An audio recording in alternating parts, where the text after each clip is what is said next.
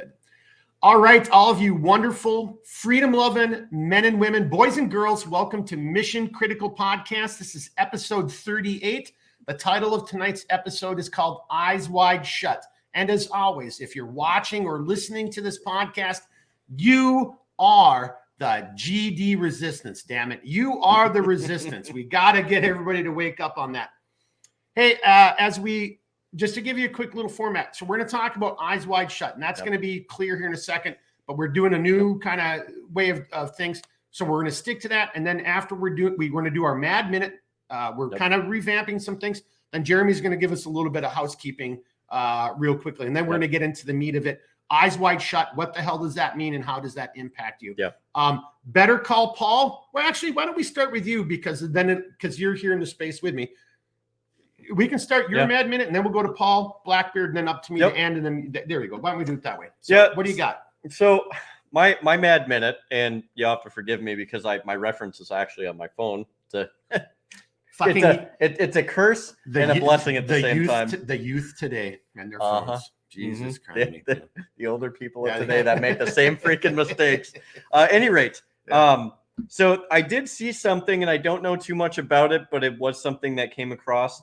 It said that the nation's largest pharmacy chains, CVS, Kroger, Rite Aid, have handed over Americans' prescription records to police and government investigators without a warrant, a congressional investigation found, Washington Post reports. Now, the thing of it is a lot of people might say, oh, well, this is covered under the HIPAA Act or the HIPAA Act. Yep. And so there's two different things. But the thing of it is you need to have a reason to source these documents. You cannot just go and take this private information. There has to be a reason. Constitutionally, you are required to have a warrant to get this information, right? There are clear and defined procedures constitutionally in which you can do this. And to me, that's problematic because, okay, say you take this information, whether it's for you or whoever, especially if it's veterans, I feel they're going to be targeted probably more so than some people. Where does this lead us? We've seen the rhetoric that has befallen us as it pertains to firearms, as it pertains to forced vaccinations and stuff like that. So what rabbit hole does this lead us down, and what are they going to do with this information that they've illegally gotten? So that's my Mad Minute, and I will yield the floor on that. Anybody got any rebuttals or additions to that? Yeah, I will say that HIPAA does not grant the government full access to our data. HIPAA is passed to protect us, our privacy, and also any kind of notification if a breach occurs. Those are requirements there. That's all. Yeah, and I appreciate you bringing that up because I think that is a good clarification for people to understand. It's not a get out of jail free card for the government to be able to do whatever they want. Yet here they are. Eyes wide shut, boys and girls. All right, Blackbeard, your Mad Minute, sir. I'll use it to just respond to what Redbeard has said. And I think it's important on a pragmatic level to understand the distinction between what's called de jure law and de facto law.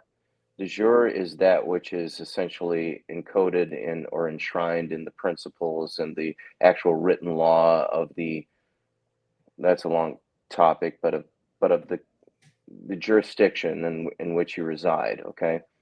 Now, de facto is well, what is it in point of fact? Like, what is actually playing out? And as far as I understand, all communications have been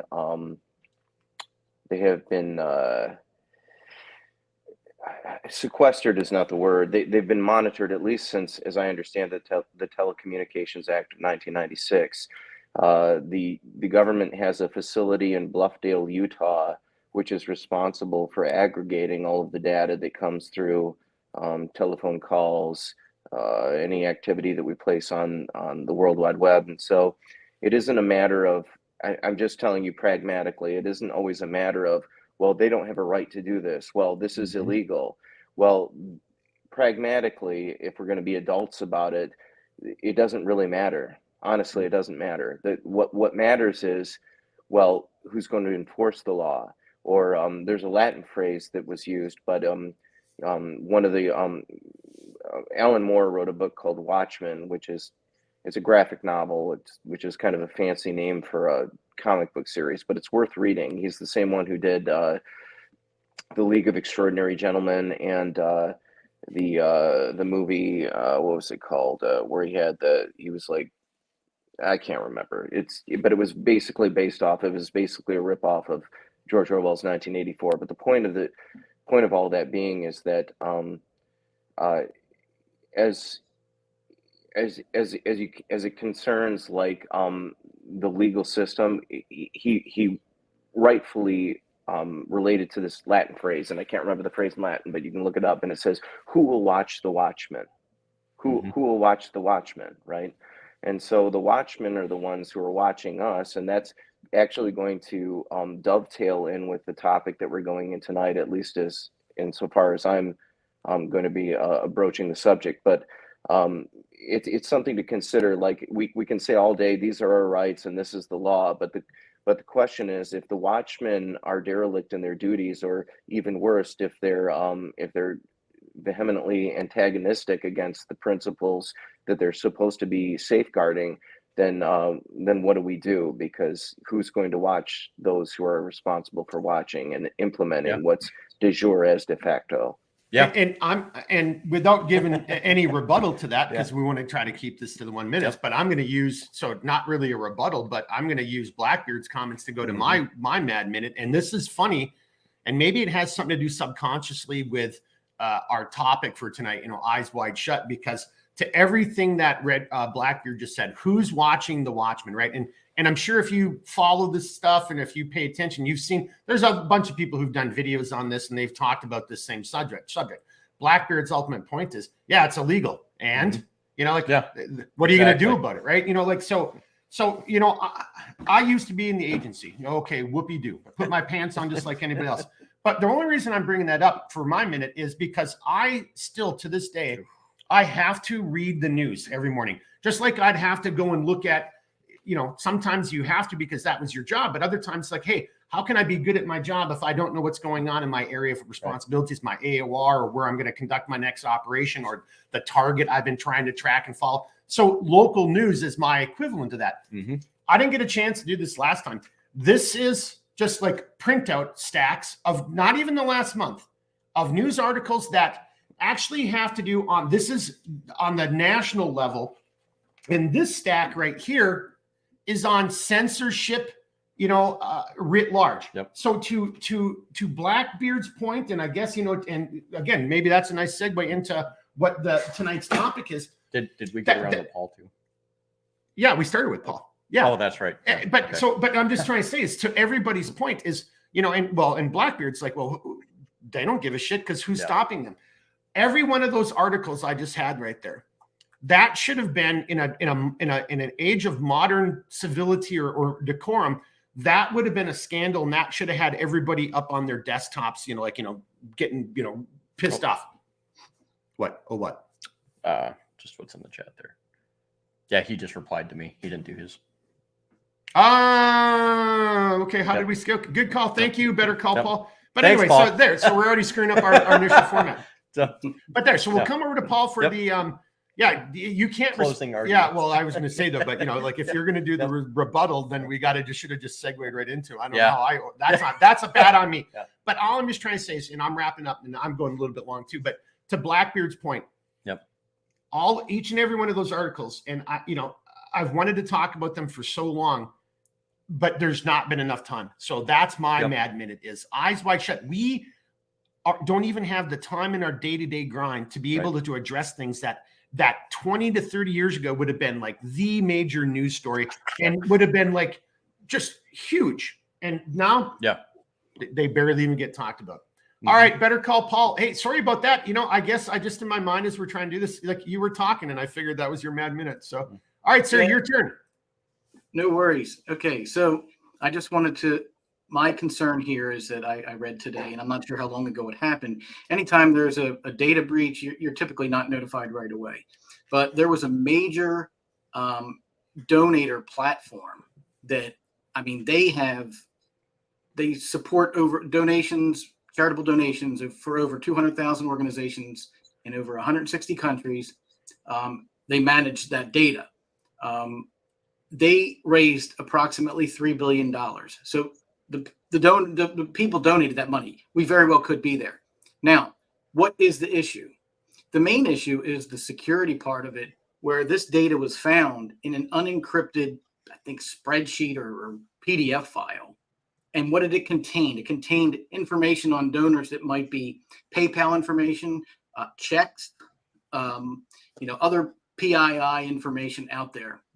So look for that to be something to pay attention to. So, we're big charity people in this group. So, I want to make sure if anybody was involved in that, I won't mention the company here. You can always look it up. But, it's really concerning. Now, it's not even that they got breached, right? Everyone's going to get breached. To have unencrypted data with financial information in it, that's awful, plain awful. Mm-hmm. 30-second, not a rebuttal, but to add into it. I mean, again, look at how many times, .gov places have been, hacked and have released data. Yep.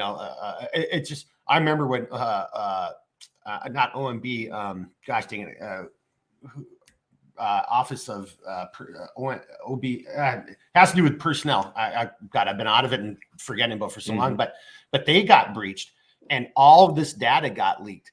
Now, when I was working for the federal government, I was a clandestine employee. So you're telling me that my data just got breached, or got leaked, and now somebody knows that Mark really doesn't work for that entity. He really works for this other entity because that's what, He's just not serving falafels. And then they you call them up, they hey, and here's a number, and I'm like, and you call this person up, and they're like, yeah, so just give me your. I'm like, do you not realize that this is probably how there was a data breach? You sent me a letter saying that, hey, my personal data may have been part of a hack and may be out there. And now you want me to give you personal data over the phone and tell you about my background and where I worked? You're fucking kidding me. So, but see, I see Paul laughing, and I just wanted to tell that story because I knew you, of all people, would just see how silly, they needed your data in order to make sure that you could renew your car insurance. Well, yeah. Or they could figure out how to tax me more or whatever. Yeah. So, all right, there's the Mad Minute. We kind of botched that a little bit. We'll get better at that. Yep. In the future, and I apologize, that was a little bit on me. But as we transition into the meat of the podcast, the eyes wide shut, we're going to just slow down for 1 second because we got, as you can see, we're trying something different, and then Jeremy's going to do a little housekeeping right now, and that's the something different right now. And then so we're going to take just a few seconds and let you know what the end of this year looks like and what we're planning on for next year and how this is going to change a little bit. So on that note, Redbeard. So I'm going to try and keep this as succinct and as quick as possible. Basically, what we found is from feedback by some of our viewers that were polite enough to actually email us, or some people that I personally know around here that texted me or whatever, or sent us really nasty DMs. You sons of bitches. Just terrible. Just some of it very dirty. No, I'm just kidding. But in the end of the day, the general consensus is, we hit on a lot of good topics, but what we're missing is being as succinct and being as refined as we could be or should be. And I think something that you and I had talked about was in the very first decade, we looked back at why are we in NATO? And how we kind of did that episode along with many other episodes. And it was a little more refined, a little bit more professionally done to some degree. And what that allowed us to do was to put out a really good video with enough information for you guys to basically bite it off and digest it. And then by the time we were ready to do our follow-up video for that, you were already on point. You understood what the topic was, and we could just add to that topic. So we're going to be refining down. We're going to have a little bit better structuring, taking away from good points from when we first started. Yeah. And we're going to have a symbiosis to where we're still going to have the Mad Minute. And then now that we have that, we're actually going to take our more longer-winded podcast episodes, do those as lives. And that will allow us to kind of go off on all of our little schizo tangents and stuff like that, and we would love to have everybody there because then you can ask us questions live. or give your own comments, and give your own comments, or even be a guest. Because if we're using this software, you send me an email, you're like, you got a comment, we'll be working it. We'll look at your comments and like, we can bring you over and then you can make a statement or ask a question or tell us how stupid we are. But just to go back and just kind of clarify that. So the main podcast, we're still going to do that. We might do that earlier in the week. That might start being shot on Tuesdays and published on Wednesdays. We're going to really work hard to keep that an hour and a half. The Mad Minute, we're really going to work to keep that as a 1 minute comment, 30-second rebuttal. That's probably going to be hard to do. So just bear with us. But then on that note, if somebody raises a topic in the Mad Minute, and if you, the viewer, the listener, if you think that's of interest, leave us a comment, because then maybe we'll make that into an episode. So 1 episode a week, like what we normally do with our crew of, the 4 horsemen of the apocalypse, or whatever you want to call these guys who are silly enough to help us out with this podcast. But then once a week, maybe just Jeremy and myself, and that'll be short videos, like 30 minutes, no more than 30 minutes. Maybe we'll bring on a subject matter, just one person who's a subject matter expert on one thing and one thing only. We'll let them talk for like 15 minutes, 20 minutes, and then we'll ask some questions. Make their case and we'll ask some questions. And then if we did that on one Friday, then the next Friday is maybe the Friday Night live stream, where if it takes 2 hours and 3 hours and we're all having a drink and having some fun, that's what we'll do, right?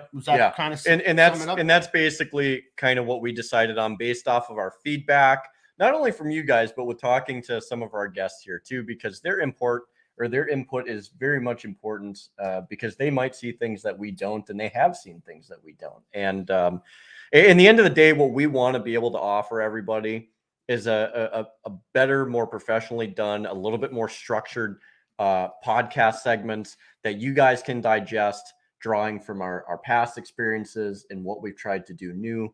And I think you're hopefully going to really enjoy what the product of that is going to be. Well, and in my last comment, and then we're going to get into the meat of it.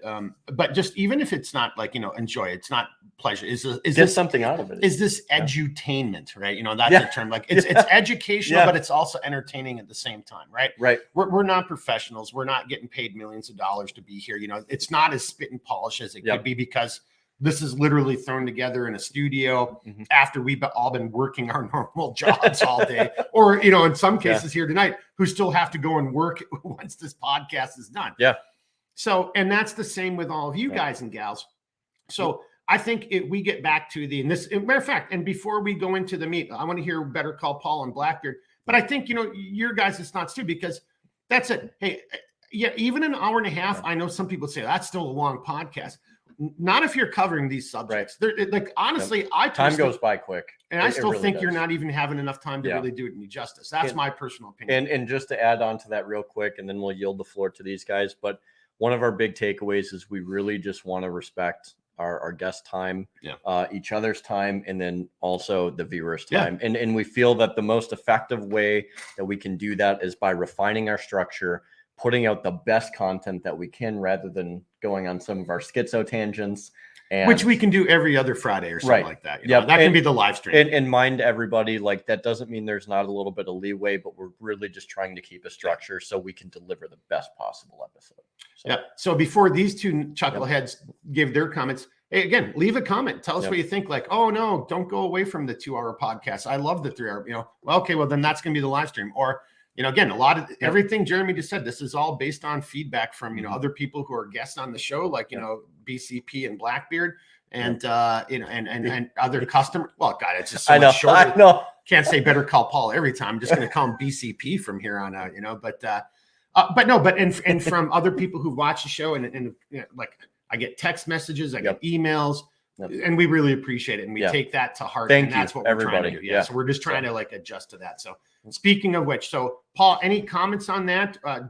The subject right there is just that new format, or you're just like, no, I think when you said BCP, I was like, who the hell is that? It didn't come to me until, we said it later. Yeah. So no, I think that's a good idea. Like you said, we all tend to kind of go on, and while it's good for the subject, it may be too long for the viewer. So having a balance where you have a live stream that could go long and one that doesn't, I think it's good. Blackbeard, any thoughts to chime in on that regarding the future and how we're going to do this, or anything for whoever's watching and listening? I love it. That was succinct. Oh, that was right, succinct as hell. All right, so, okay, yes. On that note, without squandering the time he just gave us, let's get into the meat. Let's get into the heart of tonight's episode, which is Eyes Wide Shut. And I'm just going to do full disclosure.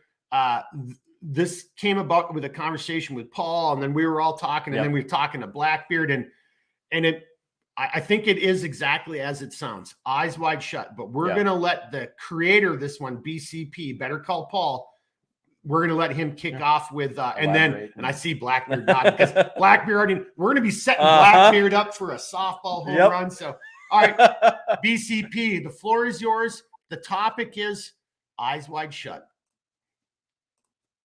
Yeah, again, my thought is with Eyes Wide Shut, the true meaning of it is, there's something right in front of your eyes, but you let your opinions and prejudice get in the way to where you can't see it. Somewhat along those lines. So the example I have today is, we have a lot of distractions in our lives, and there's a movie that's now on Netflix that was produced by Obama, and there's a lot of controversy around it. And honestly, I don't care about it, because I know what they're doing. They're trying to just get publicity, because good and bad publicity is good, right? You get publicity. So I'm going to take a step back and say, I probably won't watch it, but I'm not going to dwell on that. We need to concentrate on what's accurate here. The plot of that movie is, about a cyber attack that takes down our power. And that's from what I read. I haven't seen it, but read multiple sites on that. And then we recently had infrastructure breaches, cyber attacks on our infrastructure that we were warned about months ago from the NSA, saying that this could happen. And apparently it's been going on. It didn't just happen this week or last week or whatever it is. So we have, things happening right in front of us. We have a former president who is basically acknowledging that this is possible. I'm not saying he says that or produced that movie. He didn't write it. He produced it based on his internal knowledge. You don't have to have that. I mean, this is some obvious stuff. There's been so many public debates on it. So who's actually paying attention to this? And I look at what our government is doing, and I'm talking about Congress, right? So it's the House and the Senate. They're doing January 6th, Trump stuff, Hunter Biden stuff. Trying to, I know the guy who did pull the fire alarm should have been censured, but I mean, that was he should have probably been charged with a crime there. But they're concentrating on all that. I'd rather let that all go. And look, you guys, you work for us. We have a documented risk here for our power grid to go down. If our power grid goes down, that's going to kill far more people than, whatever other thing they have to try and collect taxes from us. So, I'm thinking that I'd like to see, and I don't know how to do this, right? How do we get our congressmen? You vote someone in, they don't do anything. You vote someone else in, they don't do anything. They get up there and they grandstand. There's very few that don't grandstand. So, but they absolutely get nothing accomplished. And that's really, I want everyone to wake up and notice that, what you see in front of you, maybe you're upset about the Netflix thing and what is said in the trailer. Don't worry about that. Worry about what happens in that movie and how it is, even though it's fiction, it's happening here now. It just hasn't had the result. So, wake up with stuff like that. Try and let your, personal grievances, put them aside and just protect yourself. I like what you said there, Paul. That was really well put. So, hey, Blackbeard, do you have, before you go into your segment, because I'm looking through this. I need to stall for just a couple seconds. Do you got a direct comment to BCP's comments right there?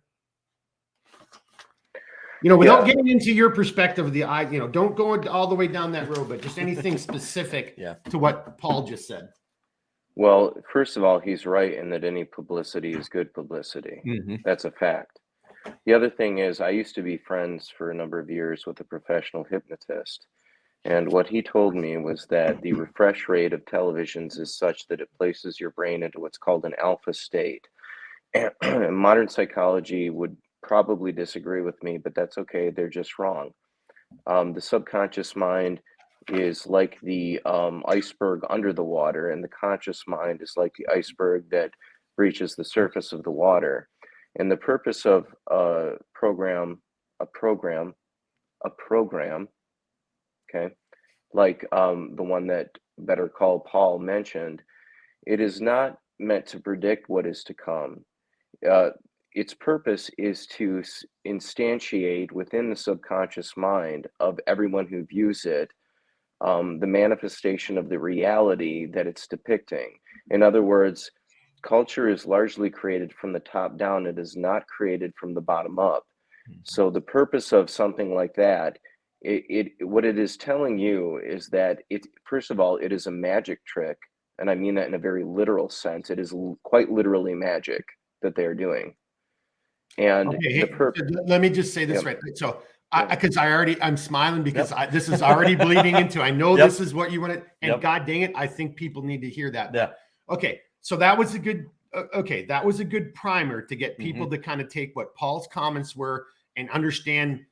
I hate to say it, but understand like there's a bigger issue. There's a bigger game at foot. And then the thing, I just should show that stack of papers. Dude, I've stopped printing out things that I've read for 2 weeks. So this is like 2 weeks worth of articles from about a month ago when I started doing it. And then I stopped printing out. I just went through that stack based on what Paul just said on this eyes wide shut notion and how detrimental and what's really going on here. And I'm so happy you brought up that Obama film because Jack at Black Scout just did a video on that. Bongino did a video on it the other day. Two very different perspectives. I'm not saying one's right or one's wrong, but Bongino's just talking about how we should be scared because forget Obama, but these type of actions, should they transpire, would be devastating, right? And then you got Jack's video, which is, we're a little bit more focused on, well, okay, let's take a look at who's producing, the Obamas are the executive producers. So they got the money behind it, right? And there's apparently a lot of like, it's all about white people are bad, oh, if this ever happens, just, don't trust anybody, especially them white people. And that's actually a paraphrase. I saw the clip from the movie and I haven't seen the movie. And what saddens me, I'll just not on a personal, I love these type of movies. That's my type of genre. I like that stuff.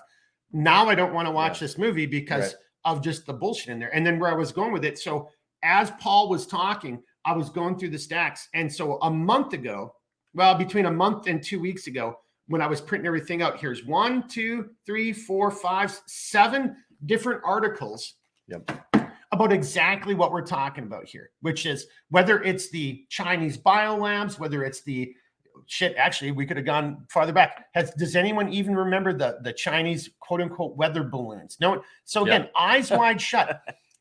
All of this stuff is being perpetrated. It's being perpetuated. It's transpiring in our society.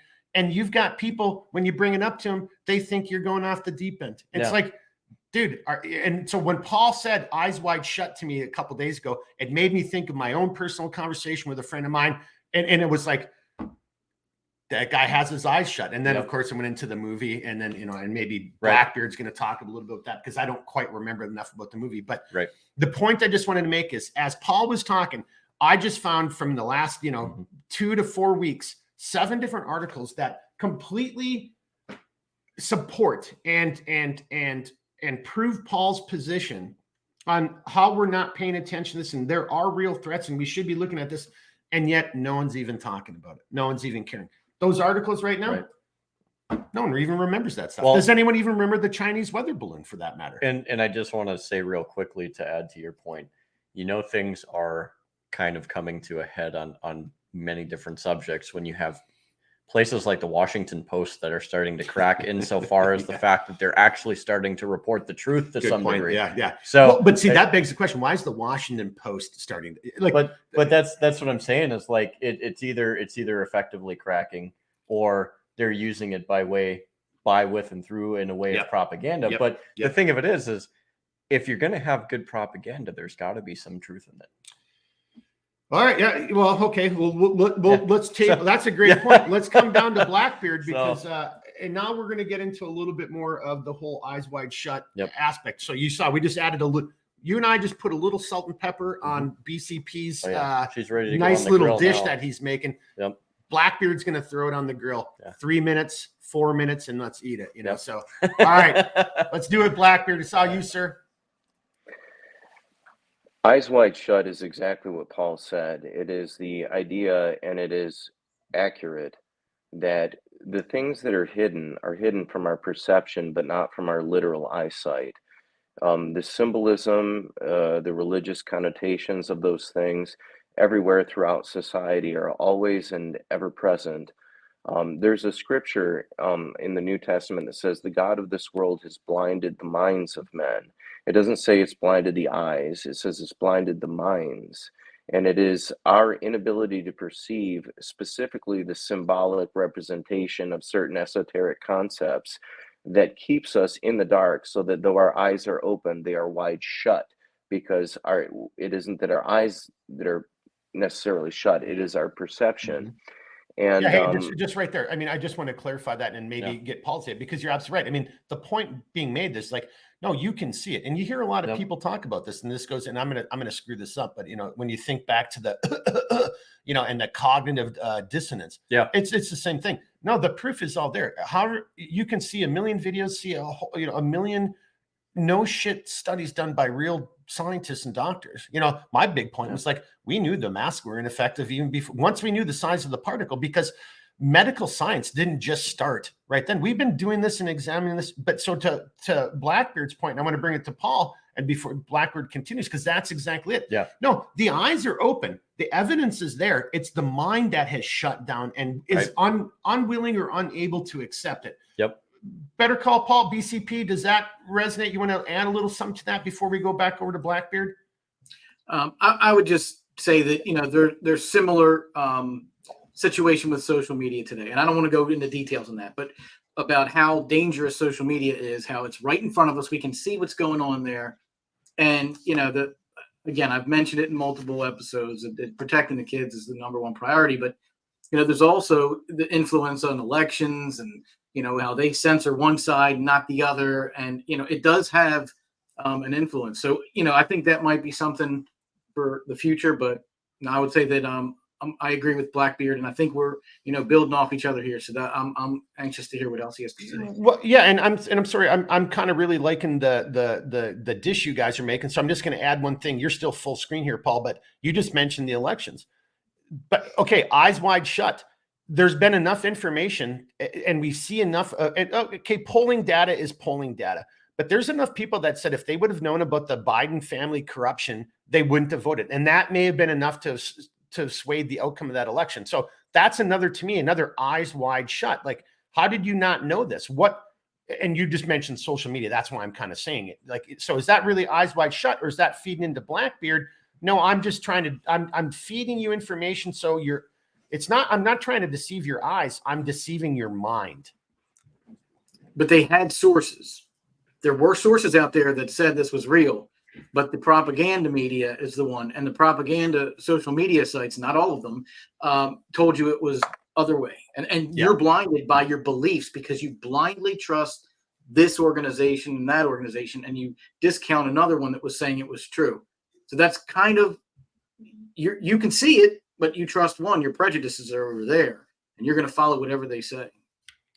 Blackbeard, did we take it too far off base from where you were? Does that add to, because I'm sorry, you just right where you were talking, I wanted to bring that up because of these exact things that Paul and I just said, but we didn't distract or sidebar that too much, did we? No, only insofar as you're still focused on the political aspects, which are frankly secondary effects. They're not the source of anything that's happening. They're not the source of anything that's happening. The system takes the political aspect extremely seriously, and I wouldn't ever discount the fact that they do that. It's very evident that they do. But that's not the origin of any of this. This all goes back to like a hidden esoteric religion, and that's really what Eyes Wide Shut, at least the film that Stanley Kubrick shot, was about. It's actually based off an old, I think, 1920s Italian story But the whole thing, you know, like even the idea of a president, like here's an eyes wide shut for you, okay, where you've probably never heard this or ever conceived of it before, but it doesn't change the fact that there's something to it, in my opinion. You know, you talk about electing leaders. Well, El was the name of the ancient Semitic god, was El or Ale, okay? And that's why there's Michael, and there's Israel, and there's Gabriel, okay? And so you elect leaders, and there's electricity. And when you elect a leader, they're put in charge, and they have the power, don't they? Okay, well, but nobody... They're not supposed to have the power they're executing, and there's another, not quite L, but along that line, yeah. So in Chisholm versus Georgia, it says that the United States citizen is a sovereign without a subject. But what they don't tell you is that in choosing to elect a leader, you're delegating an element of your sovereignty to the elected leader, to the elected, to the electricity with the power, who's in charge. They're who's running the show, and it's a show, and there's acts of Congress, and it's a theater of war. So the whole thing is put on because it's a magic trick. I mean that very seriously. We languish in our language. It's a whole thing that's, and I'm not the first, and I would not even claim, you know, some of this I've come upon on myself, but others I stand on the shoulders of people a heck of a lot smarter than I am. I can tell you that. And you know, if you're looking at the guy who's standing up there wearing a tie, lying to you all day, and you're still thinking vote. A vote is a pledge to a deity. It's votum, votum. That's where that comes from. This is a whole system it's a hidden system, because your eyes are open, but they're wide shut, because your perception doesn't apprehend what's happening. Hey, I want you to keep talking, but I want to actually, because this, right, what you just said goes into what was going to be my eyes wide shut point. So I just right now I'm calling audible. I'm just going to throw it out there just in a sentence format. Let you and Better Call Paul kind of chime in on this.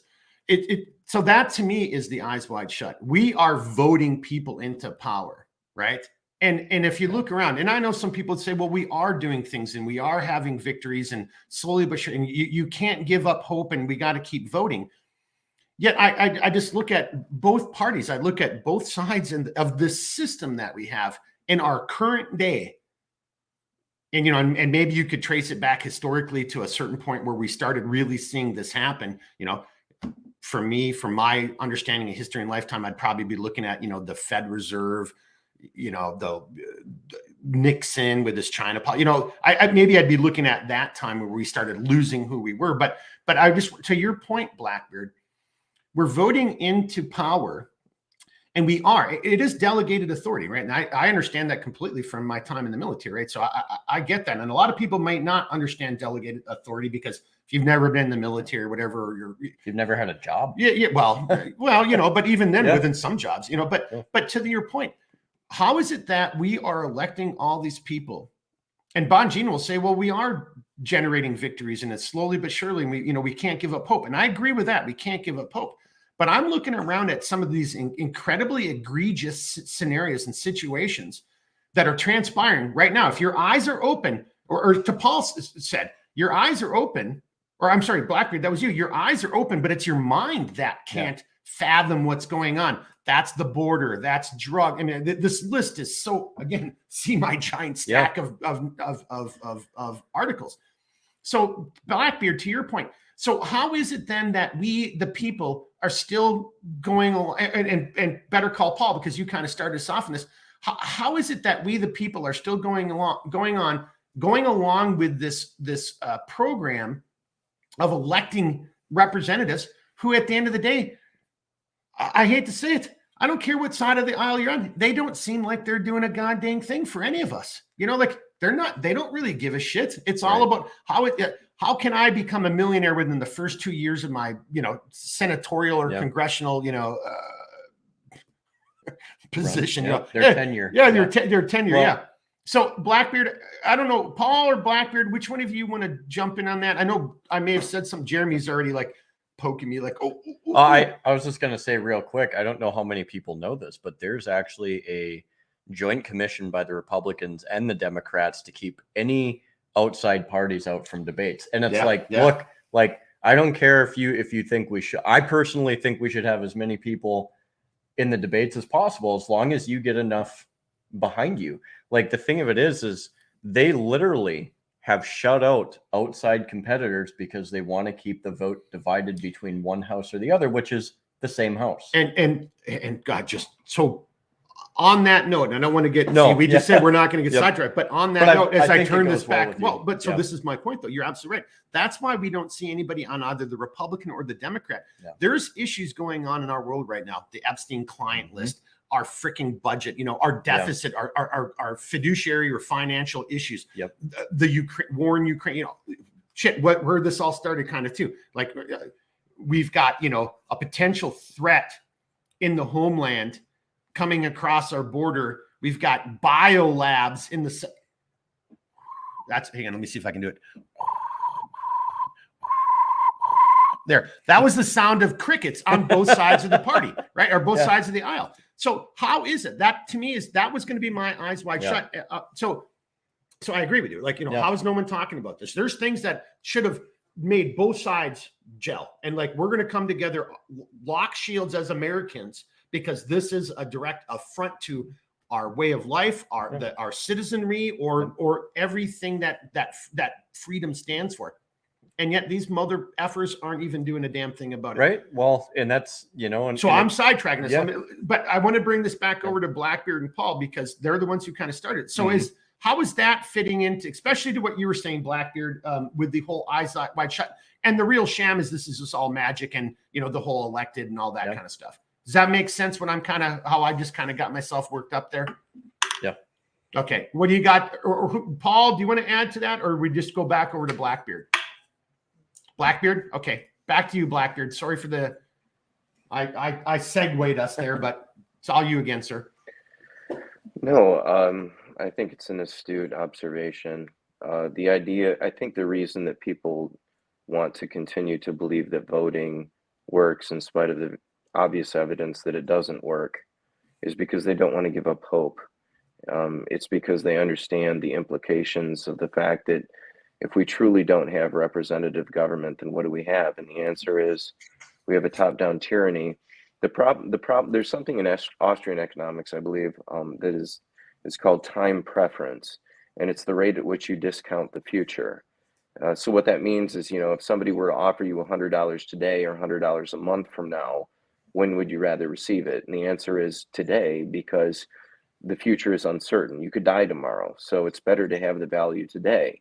Well, the problem with the system that we have at this time is that, if you're like a senator, it's every 2 years you're up for re-election. The longer ones are 4 to 6 years. So, but the point is that we're looking at a system in which people's time preference is inherently and systematically focused on the short term rather than the long term. And that's actually one of the arguments in favor of monarchy. I'm not saying I'm a monarchist. I'm just saying that, if well, my father ruled this country for 80 years and I'm going to rule it for another 80 years and my children will rule it. Well, then you get to look at a long time horizon. But if you're looking at voting, it's like, well, I need some money. And I need money and I need it today. And, the average person doesn't have a lot of money because we stole it all through inflation and taxation. So I'm going to go to the people that are close to the Cantillon effect of the spigot trough of money creation, which would be like, major corporations. And I'm going to have pharmaceutical companies. I didn't say that. That was somebody else. That was a different podcast. The military industrial complex. Yeah. Sorry. Smart assery. So what it means is you're focused on the short term. And so how do you plan 50 years out? How do you plan 100 years out? Well, the answer is you don't do that. It's neglected. And so we're constantly living in the moment, constantly living on borrowed money, which is all fake. It's a magic trick in itself. And society suffers as a consequence of it. But let me just throw this out there. Kind of maybe a little bit of a point of contention or disagreement, or maybe just an alternative method that I was kind of a part of once in my life, and I think other people watching or listening maybe are a part of now, or hopefully will be a part of at some point. But if you have a good team, Jeremy can be in charge for 2 to 3 months. And then I come in, I rotate in, he rotates out. And then I'm trying to just move that ball forward. Like, Jeremy, what are we trying to accomplish? Well, we're trying to, take out HVT, number, this, that, or we're trying to do this other thing in this little district, or we're, bring a little bit more peace and stability here. And we're going to do it by these things. So it doesn't have to be, it could be Jeremy's master plan. It could be mine. It could be even somebody above us. And we're just the people executing, but we don't work in competition. We work in conjunction with each other. Like Jeremy moved the ball 10 yards, his tour. Maybe I got 8, or maybe I got a really good break and I got a 40-yard move. Yeah. And then Jeremy picks it up and takes it in for a touchdown.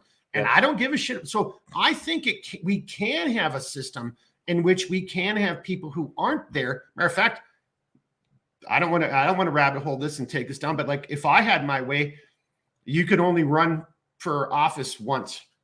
And then after that, you can never actually put yourself on the ballot again. The people, your constituents can put you back. And if they like the job, hey, I like the job Redbeard did, we're going to write him in. But Jeremy doesn't get a run a second time. Then it's, Paul and Blackbeard competing for the job he did. Yep. If he did a great job, the constituents will write him in, and it sucks to be him, and he's got to do another 2 or 4 years or 6 years, whatever it's going to be. But so Blackbeard, so isn't that not possible if we open our eyes and we aren't just eyes wide shut, where we could, that's maybe a way how we could defeat this inevitable path that we're on, or the system that we're in? I mean, does that make sense? It makes sense, but it's not a path to success. Okay. The truth is that the system is too top heavy and too corrupted. It's lost the foundational principles, and it's going to collapse under its own weight. And they know that. And that's why they're talking about resets, right? To set something up again, something new. They know that the system is unsustainable and it's coming down. And so the battle isn't the salvation of the system as it exists. The battle is for what system will replace it. Mm-hmm. Okay, so that's where my argument wasn't necessarily wrong. My argument was naive, because my argument was like, the system was still going to exist. You're basically saying, dude, open your eyes. This thing is about to fail. It's going to fail. That's why they're going to do the reset. Is that what you're kind of saying? Okay. BCP, you got anything to add in here right now? We've been kind of going for a little bit. You've been. No, I think that I agree 100% with Blackbeard on this, and it does branch off, and it lets me know, I think what we said complements each other, and I do believe, though, that they're using the mechanisms available to us, whether they're human weaknesses or they're using social media or using their own media to manipulate the people. And I'm not going to say it happened, but maybe if there's voting machines that are internet connect, I mean, electronic machines are already bad enough. If they're on the internet, you've got to be kidding me. I'd already talked about that. People donate money and all their stuff is given out there. You trust it. Well, so hey, just on that note right there's another eyes wide shut moment right there. How is it that people argue about in-person and with identification voting? How is that an affront to anybody in America? Because I can't go and buy cigarettes, cigars, gas, write a check. I have to have an ID for everything I need to do. So how is not having an ID for one of our most sacrosanct, constitutional rights, how does that not come into play? And as you just said, Paul, like, oh, but I don't, but like you didn't say it, but I know what you're implying. The push is, well, mail in, ballots and all this kind of stuff. I mean, I think we all know the reason they're doing this, but how is that how are people not seeing it for what it is and calling bullshit out and saying, no, that's not how we do things in a constitutional republic. Yep. I'll let Blackbeard, we're going to come back to you because you still didn't finish, but we kind of got sidetracked a little bit. Paul, you want to handle that, or you want? What do you want to do? Real quick, and then go to Blackbeard. Okay. I just want to say that they are the reason why people don't see it is the media screams and cries repression and this stuff, and you're trying to prevent people from voting. The reality is the integrity of the vote should be priority one, and number two, everyone that is eligible to vote should be able to vote. Now, at the same time, then you should have to remove any possibilities of cheating. So if you are for anything, in Paul's opinion, other than in-person, ID verified voting on paper, then you are pro manipulation. You are trying to take my vote away from me by letting someone that doesn't have ID to vote, whether it's in paper or electronic. If you don't ask for ID, I don't care if it's paper, right? The paper doesn't matter there. So these are the things that and the media push it, for some reason, you have an ID to get, and they'll also use they can't drive that far.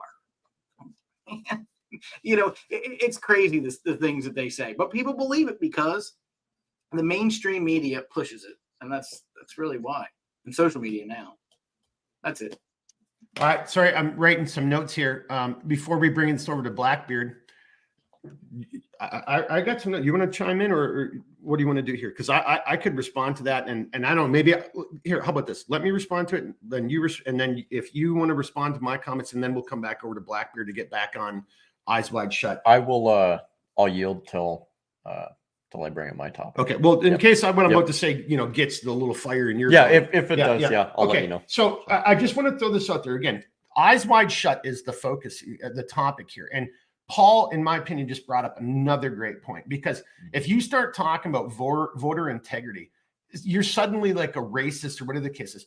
I find it so, and then this kind of chimes into both what everybody's kind of said, and social media, but honestly, I always like breaking it down to good versus evil.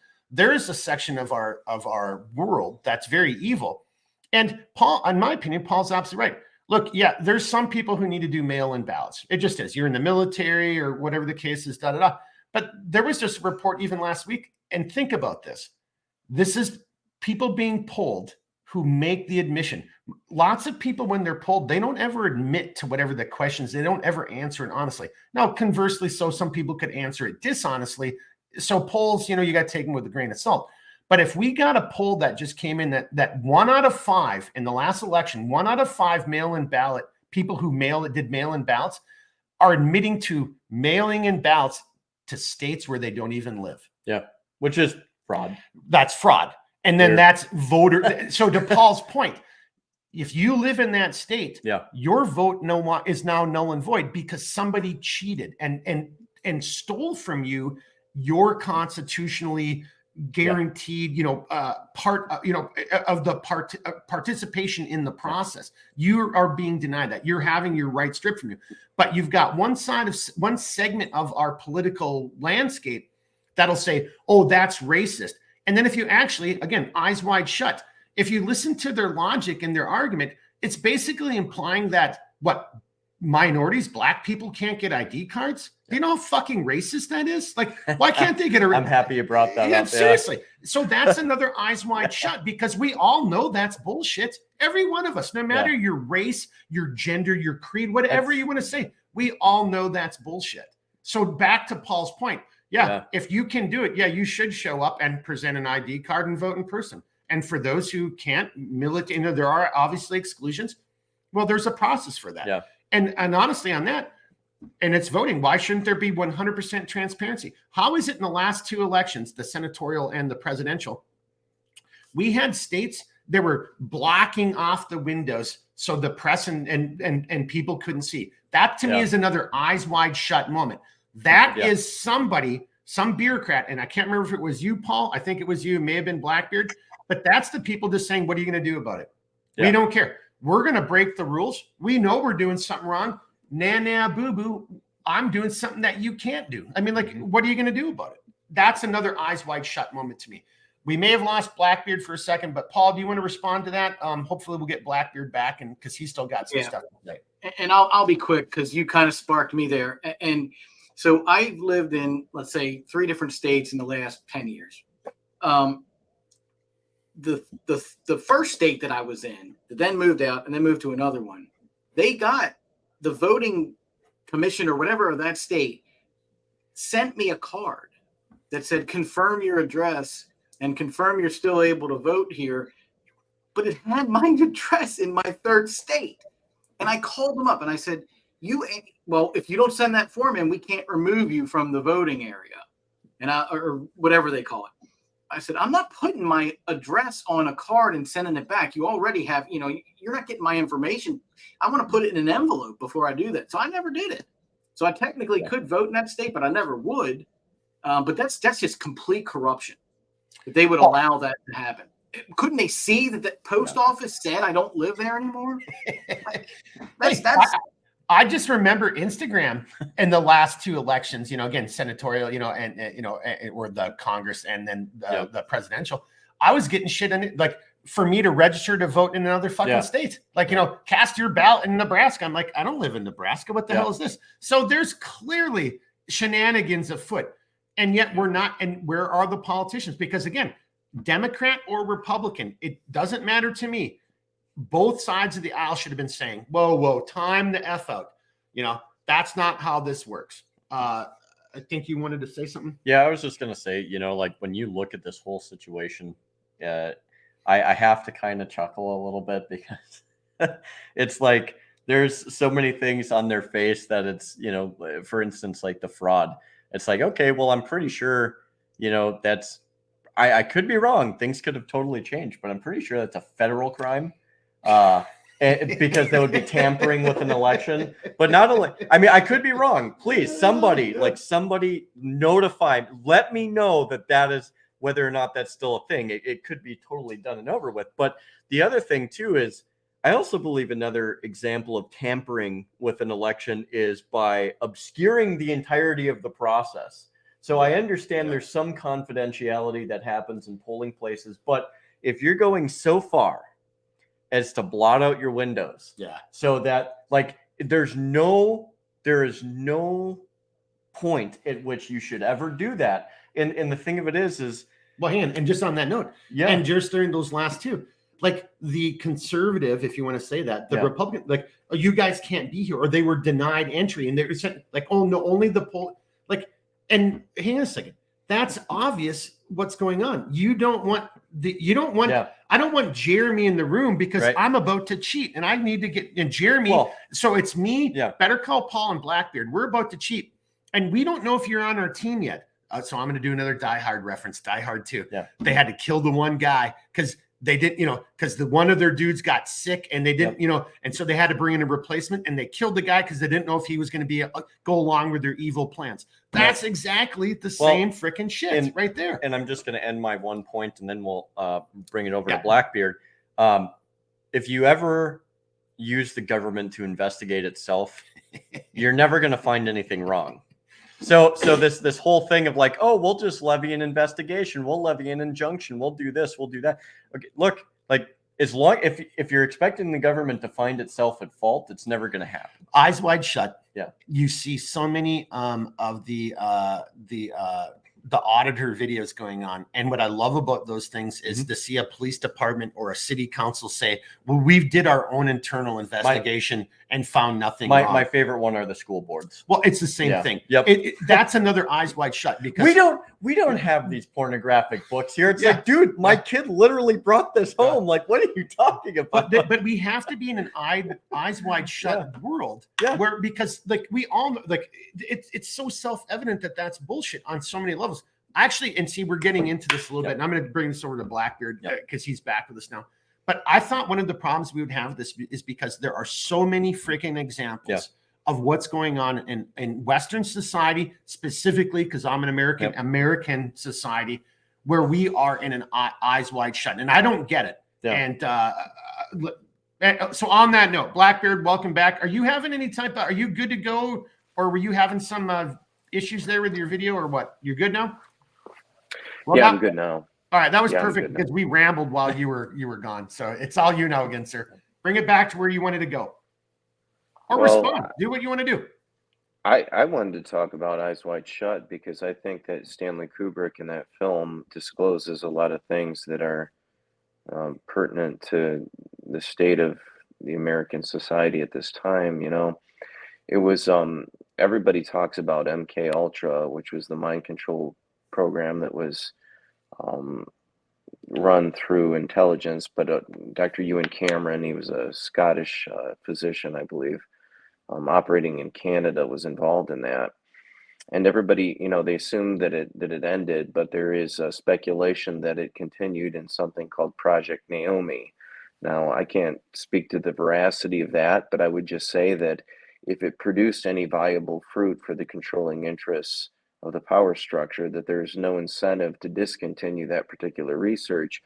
Moreover, I have known people personally who've been victims of what's called trauma-based mind control.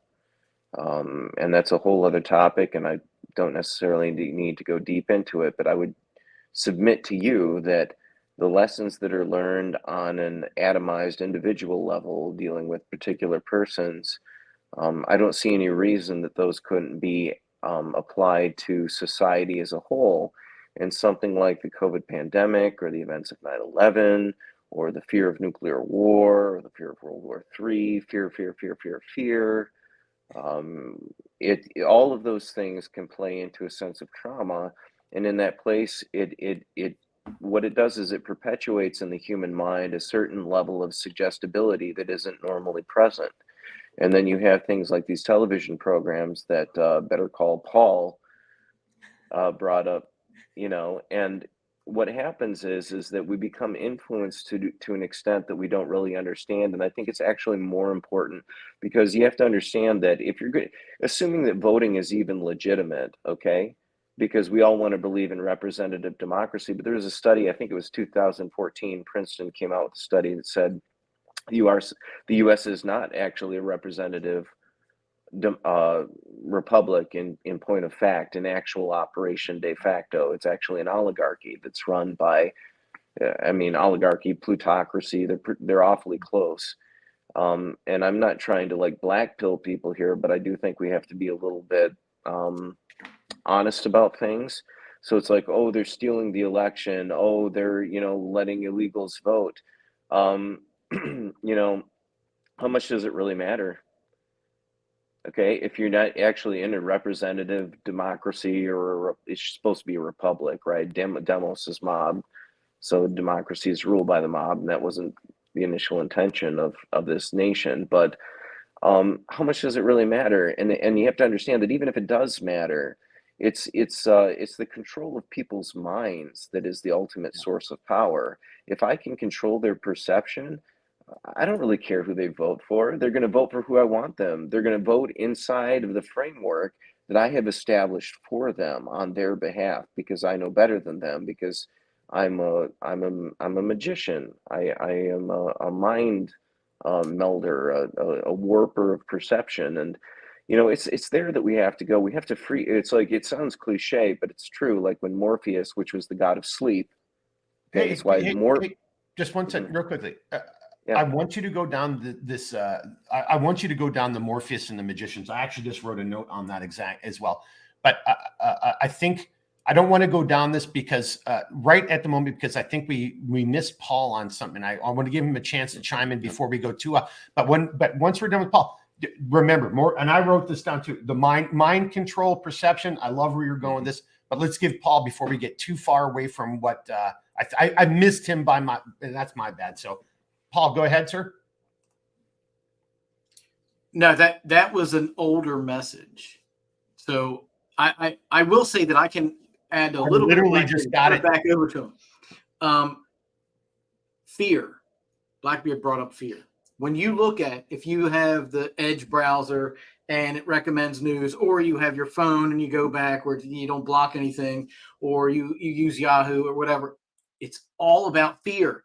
And I'll tell you what, Edge, the browser Edge, is the worst. Everything is about crisis here, fear there, this, that, and the other thing. I won't even mention specifics, but I can't. It's hard for me. I have to navigate through it to find a real article. So yeah, they're definitely using fear on us. It's no doubt. Right on. And I didn't. If there's a latency in the messages, I guess that's my bad. I apologize. So let's bring it back over to Blackbeard. Again, the mind control.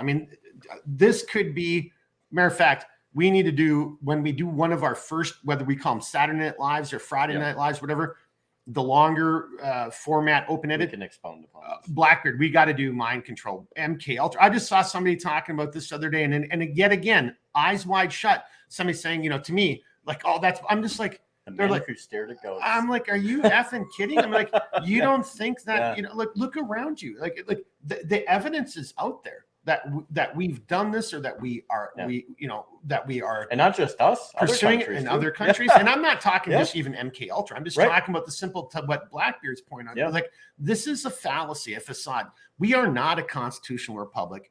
We're not, well, to your point, and I'll turn it back over to you, Blackbeard. I love how I see the media and one side of the political aisle keep talking about democracy as though that's, I'll just shut up right there. You already see where I'm going with that. All right, go ahead, sir. Back to you.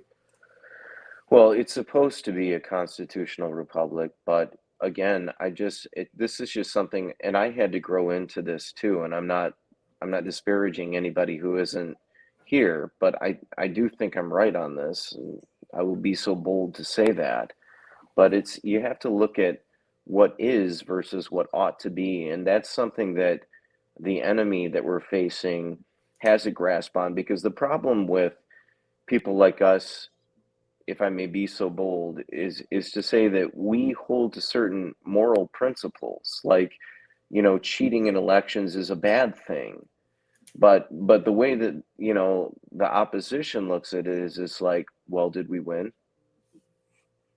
Okay. So it's a matter of pragmatism. That's where it's at, because there is no moral law in their view. Everything is subjective. It's a matter of, well, what's right for you is right for you. What's right for me is right for me. I'll decide for myself. Do as thou wilt shall be the whole of the law. And that's what we're facing. And so there comes a point where we have to understand, what is it that we want to sacrifice for? Do we want to stand on our principles to the bitter end, or do we want to win? And that's a very difficult question, in my opinion, but I think it's something that necessitates meditation on. Do you think that what's right is right because it is right, or do you think that that's just somebody's opinion? Because they're out to win. You have to understand, they are out to win and to shape this world into the image that they so desire. And the problem with people like us, and it isn't really a problem, it's a virtue, but it's been subverted by people who have no virtue, who don't stand on any fundamental principles that exist outside of themselves. That's why they're like, well, I don't care if we cheat. Well, I don't care if anybody has to register. Well, I don't care if I sell out to special interests, because people don't have integrity. Integrity comes from the same word that integer comes from, which is a whole number. To stand in integrity is to be a whole person. If you don't have integrity, you're fractured, and they're fractured, and that's why they're miserable, and that's why they engender chaos throughout the system. But see, yet on a higher level, the system administrators understand the principle that was foundational in the creation of the world, which is to say that at first the inherent state of creation was chaos, and that it was out of chaos that order was birthed. And so, as a representative reflection of that principle, if I'm to create something new, I must first destroy what was before, which means I have to create chaos, and from the chaos I will establish order. And we're living through a very chaotic time, because a new order is meant to be brought in. It just happens to be but here's the thing, is like, I'm not confident they're going to get what they want, because it's so entropic. It's inherently entropic. It is, it's, whether it's a closed system or not, this thing is like unraveling at the seams, and it's becoming more and more evident to people, and it's calling people to a greater sense of fortitude within themselves. It's to say, well, what do I really stand for, and what really matters in my life? And the problem with this is, we're in the age of an apocalypse. Means an unveiling or a revealing, right? It's something that is exposed that was previously unforeseen or something which was hidden. And we're in the age of an apocalypse right now where everything is starting to come to the surface. And so everybody looks and they're like, well, everything's going to hell. And the truth is that no, everything was always hell. That's how it was. You just didn't see it because your eyes were wide shut. But now your eyes are starting to open. And so the question is, where do we move from here? And it's a call to virtue for those who will answer the call. I didn't mean to interrupt, dude. I just loved what you said. I was writing some notes. Yeah. I'm like, people are starting to wake up, and I talked about standing on principles, or do we just want to win at all costs? And then you just took that in a nice full circle. And, I don't know. And for everybody who's watching and listening, ask yourself that question. Are we starting to open our eyes, or is this still an eyes wide shut? Another way of saying, like, are we still in big trouble? I think we're still in big trouble, but I think Blackbeard just nailed it. I think with all the shit that's going on right now, we are starting to see some people, whether you want to use a Matrix example, like, suddenly people are waking up in their pods and realizing their batteries, or whatever the thing is, red pill, blue pill, whatever you want to say. But I do think but I think what's interesting to me that you said, Blackbeard, and I'll throw this out to the group, standing on principles, or you just want to win. So when you said that, a stupid little movie line came through my head. I'm thinking of Firefly, the series. And there's a scene in one of the episodes where somebody's saying some shit to Mal because, the brown coats. And he's like, just because we lost doesn't mean we were wrong. Mm-hmm. And so when you just said that, Blackbeard, that's what got me thinking. It's like, great, you're going to win, but that doesn't mean you were right. Right. And as a society, as a person, as a member of a society, I don't want to be part of a society, a political system, a group of people, a circle of friends where who gives a shit? We just want to win. Right. That's bereft of everything that I think it's difficult. And I think it's done that way intentionally. It is to force you to open your eyes and make decisions and learn morality and experience and understand empathy and these type of things. So I love what you just said. Yeah. That's my response to that. I don't know if you want to respond to me, but I think Redbeard's got, because we were kind of like, oh, did you hear what he just said? So Blackbeard, you want to respond to that, or should we turn over to Redbeard here for a second? Oh, better call Paul, or that's Redbeard. Oh, everybody's doing weird things. All right. Yeah, because the screens are all different for everybody. So yeah, we're just go this way, whatever. All right, what do you got? Yeah, so I guess I'm gonna kind of introduce my point this evening, which I think is actually going to fold quite well into what Stephen and Paul have already provided us, which is it's a lot of information and a lot of points. Yeah. But you've seen it on the ticker. Well, hey, before you do that, though, just to throw this in there, as we were talking about the way forward and the difficulties. Yeah. This is the difficulty here. Yeah. How can you have this conversation and control it to an hour and a half? Yeah. It's really tough to do. I mean, this is something that, I think that's something that I'm just saying this to you now. We let's try to keep it when there are times, but we're going to have to figure out ways just to temper our own personal and our guests as well. Like, I know you've got more to say, but it just is, right? Yep. Because we could really on this keep going. Yeah. And I think at that point, we just have to look at it as like, we're just going to have to do this, like this episode, like we did before, like a couple different iterations, but I don't know if 3 hours on a Saturday night, we're all drinking. I don't know if you guys have noticed the ticker, but the saying is by a person named Valery Legasov, and I'll give you a quick preface to who he is in just a moment, but it's going to factor into the point that I'm or my topic on this topic. But something that he had said is, what is the cost of lies? It's not that we'll mistake them for the truth. The real danger is that if we hear enough lies, then we no longer recognize the truth at all. Yeah. Now, why is this important? Because the reason he said this is because, look, this isn't going to get a field. It's actually going to reinforce my point, because we're starting to see this here. The Soviet Union at the time knew that there were flaws in their RBMK reactors, which was the nuclear reactors in Chernobyl. They knew about this. Valery Legasov was one of the guys who cited this. But they kept saying, well, the state isn't wrong. The state isn't wrong. The state isn't wrong. And what you see is this pervasiveness in this idea that is, if you continually say, we call it repetitive brainwashing, right? You say something enough times. Yeah, say it enough. Right. And say it as confidently as you possibly can. And look, you start as a passive observer, but then you become an active observer, because after you hear it so many times, you can't help but to listen, because you're like, okay, I've heard this so many times. Think about how they play songs on the radio. Why do you think songs are successful? Because you continuously hear it time and time and time and again. You go from a song you hate to like, okay, well, maybe it's not that bad. Look, the point is this does factor into this, because when you look at this, what did they find after the investigations of Chernobyl? That the state was wrong. The state would never have admitted it was wrong, but you had a whole bunch of scientists that told the world they're wrong and this needs to get fixed.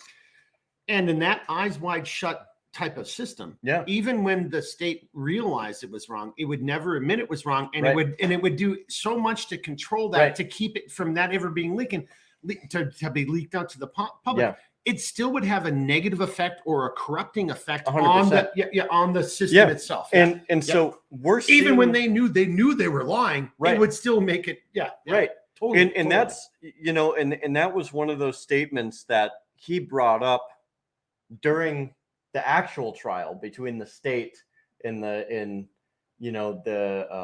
people who basically allowed this to happen, because the state was going to bury its own people. Right? This is after the event, right? So this wasn't the trial for the world. This was the trial that took place in Chernobyl, internally. So and people, that's an important distinction, and you'll see where I'm going with this. Like, he said this knowing that he could have been shot for this, which ultimately he ended up taking his own life. But he said this because, like he said, you can just because a lie is repeated, it doesn't make the truth obscure. It doesn't take away from the truth. The truth is always going to be there. You just stop seeing it, and we see that so much here. And I feel like through this repetition, we're talking about democracy, or I should say our guests were talking so much about democracy tonight. And it's like, why do you think they repeat it so much in the media? Why do you think they continue to talk about how it is in the news or the major news organizations? Because if you say it enough, people are going to forget that we're ever a republic, and they're going to be convinced that we do live in a democracy. And then where that eventually ends up is you can continue to convince people that, oh, you are this or you are that. Look at what they've done with the minorities. You are victims. You are victims. You are victims. And it goes right into the ID thing. It goes into the lowering of educational standards.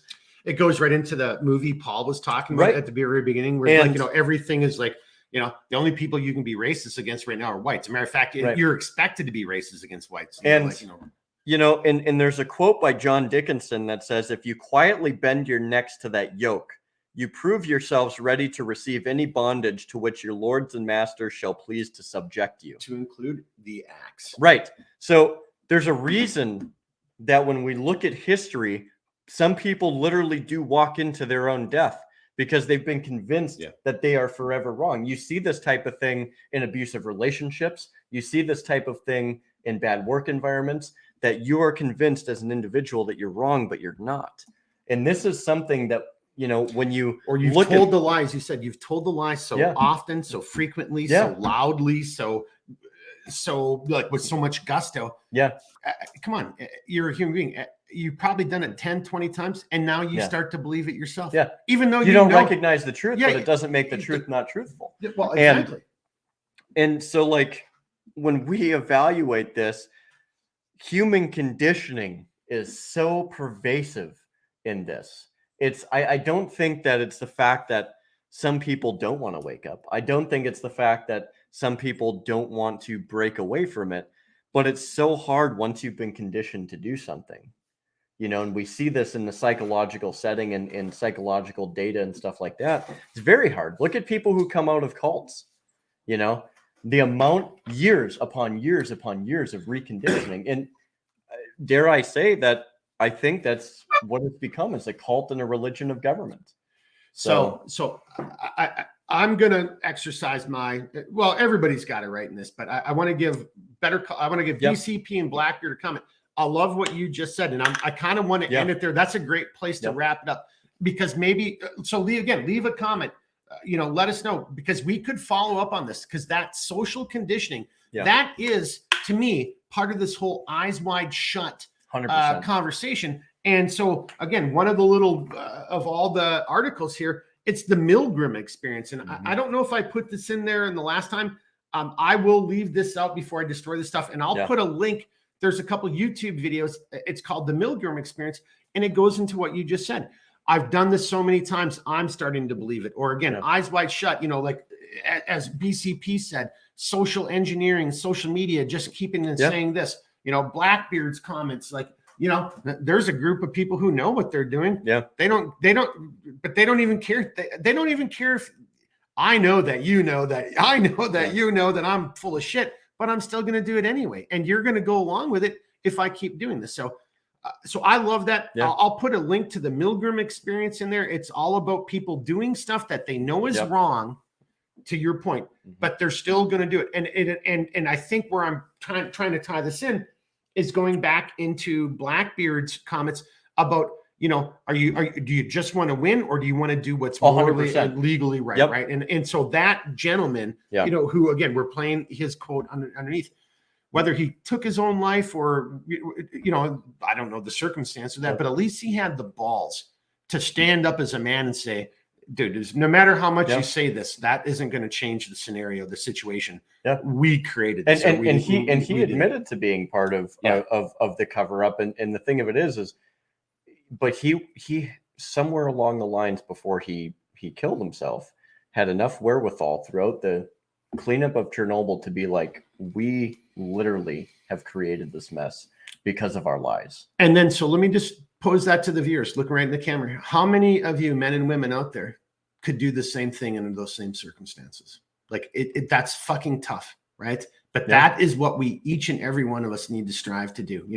I'm going to bring this to Blackbeard next. That is the problem with the whole eyes wide shut. If we don't take it upon ourselves to be the resistance, and no matter the pain, the trials, the tribulation, you could be ostracized and losing friends because you're going to start telling the truth when the truth is obvious.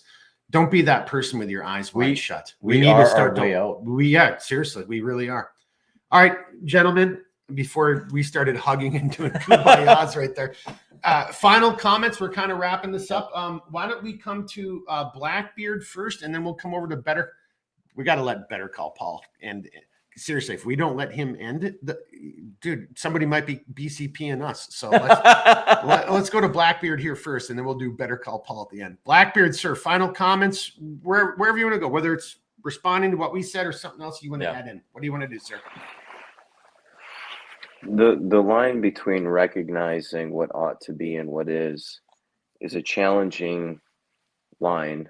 And the reason that it is challenging is because we're torn between two worlds, I think. We're torn between that pragmatic application of the material world and the world which is spiritual, which is where we apprehend things like moral values and duties. They have to be grounded in something which is not physical, but is metaphysical. That is to say, it is beyond that which is physical. And for me personally, because I'm a spiritual person, I make no apologies for that. And if you are a materialist, that's fine, but your eyes are wide shut. You have to decide for yourself what the goals are that you have in your life, both for yourself, for your progeny, should you have them, and for your civilization. And the truth of it is that going back to where we were before, deconstruction is very easy. Construction requires an awful lot of effort. And we're just living through a period now of deconstruction, which is very easy. It's like for you, Mark, because I know you're a Star Wars fan. You know, Luke asks, I think it's Yoda. He asks him, you know, is the dark side stronger? And he says, in response to that, no, it's easier. It's more seductive. And so it's easy to destroy something, isn't it? Like imagine like what would it take, like the gear that you make, what does it take to destroy that? Well, it's pretty durable, to be honest with you, but if I stick it in the fire, it's going to melt out, right? But it took a lot of work to come up with the plans for that. And you had to sew it, and you had to source the materials, and you had to pay for it, and you spent your time and your labor doing it, and you built something, and you built a company, you know, and that requires effort, but it's easy to destroy something. And that's part of the seduction. It's the lethargy, it's the laziness of evil. That's part of its seductive capacity. But that isn't what we, you know, like for me personally, all I can speak to is myself. Is it's like if it's a matter between doing what's right and winning, I tend to err on doing what's right. One, because I accept the existence of God. I accept the existence of something greater than myself. And that there are objective moral values and duties, and that they're worth living for. In fact, maybe they're one of the few things that's worth living for. And that, you know, all I can say is that I've been granted a certain amount of energy, and that's how I'm able to speak and move and go about my life. And someday I'm going to die. And what I would like to do is when I'm on my deathbed and I know that my final moments are approaching, I can look back and say, I was doing something that was constructive. Yes. Instead of something that was destructive, and I chose the path that was less you know chosen, and it's made all the difference. And I recognized what it was to bear a cross, and I chose to bear my cross, and I did it with dignity and honor. And you know, you can cheat it all you want. You can destroy things and steal things and manipulate things and cast your spells on people, and you can do it until the cows come home. But someday you're going to die, and you're going to look back, and you need to ask yourself, you know, what was it worth it? Did I even stand for anything? And all I can say is that for me personally, I'm going to say that I stood for something. You better damn well believe it. That's exactly how I'm going to live my life.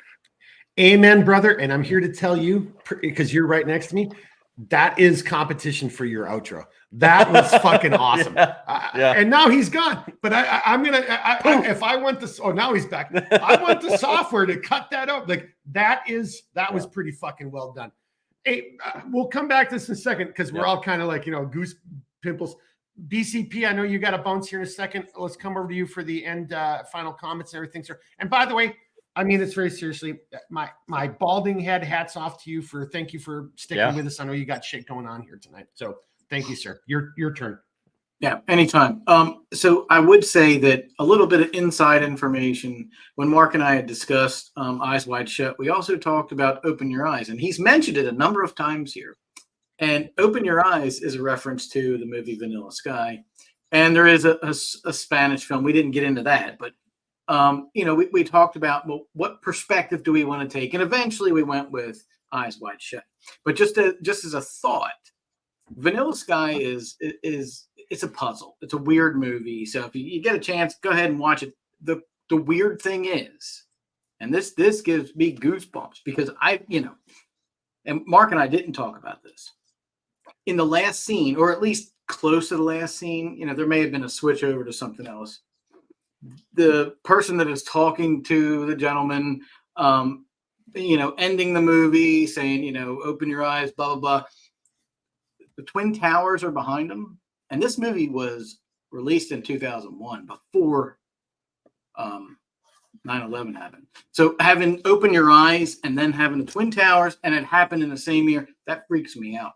So, you know, that's just it's an off-topic thought. That's freaking me out just even hearing that. I did not know. That's freaking me out right now. Yeah. So I'll let Redbeard wrap it up, and that's, you know, maybe a topic for another day.